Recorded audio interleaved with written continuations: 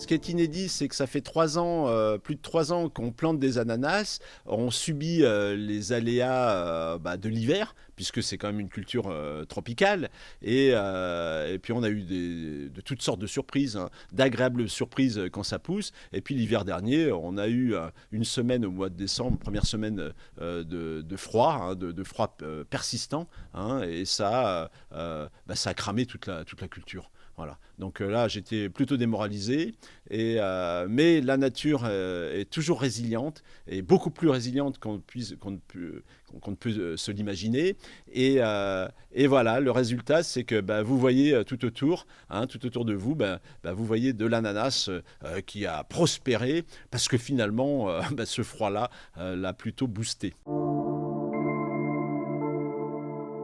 Quand on voit un petit peu ce qu'on peut faire, quand on augmente considérablement et durablement, hein, les taux de carbone, on s'aperçoit que les rendements explosent. Hein, c'est incompréhensible, on n'est même plus crédible tellement les plantes se chargent en fruits. Et donc ça appelle à plein d'interrogations.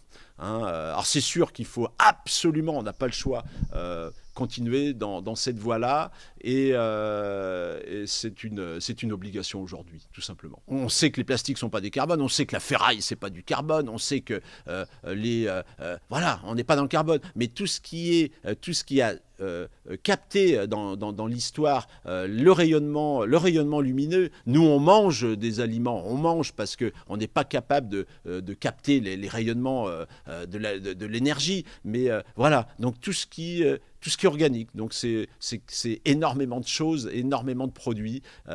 Et ça peut se composer en amalgame de toutes sortes, et ça fera de toute façon quelque chose d'intéressant. C'est effectivement l'agriculture de demain. Ça sera certainement des sols qui seront aussi étudiés pour, pourquoi pas, les autres planètes. Hein. On